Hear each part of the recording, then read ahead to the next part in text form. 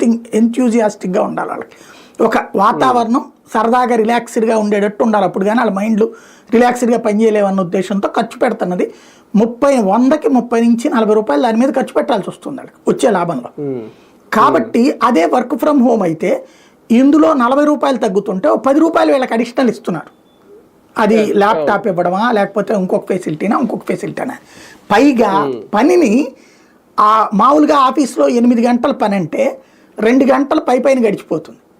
క్యాంటీన్కి పోతే ఒక అరగంట, మధ్యలో టీ తాగడానికి ఒక పావు గంట, భోజనానికి వెళ్తే 1 గంట, ఇట్లా గడిచిపోతుంది.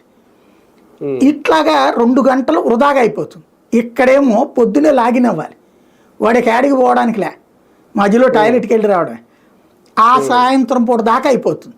ఈ టైంలో ఏం చేశారు ఈ కంపెనీల వాళ్ళు, కార్పొరేట్ కంపెనీల వాళ్ళు తెలివిగా వీళ్ళు మామూలుగా ఇప్పుడు అనుకోండి హైదరాబాద్లో ఆఫీసుల్లోనూ బెంగళూరు ఆఫీసులోనూ వాళ్ళ హెడ్ క్వార్టర్ ఆఫీసుల్లో మీటింగ్ అని పెట్టారంటే ఆ రోజు పని లేనట్టే. ఇక ఓ మీటింగ్ పెట్టారంటే ఉదయం 10ంటికి వెళ్ళాడు ఇతను, 12ంటికి మీటింగ్ అన్నారు, 12 అయిన తర్వాత ఆ మీటింగ్ 1 గంట, తర్వాత భోజనం, ఆ తర్వాత ఇంకొక గంట బాతా, కానీ ఇక ఆ రోజున పని లేనట్టే. ఇట్లాగ నెలలో 4 మీటింగులు ఉంటాయి కంపల్సరీగా.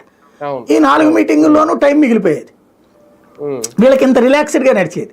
ఇప్పుడు ఈ వర్క్ ఫ్రమ్ హోమ్లో ఏం చేశారు తెలివిగా, సాయంత్రం 6 తర్వాత మీటింగ్ పెడతారు, రివ్యూ మీటింగ్.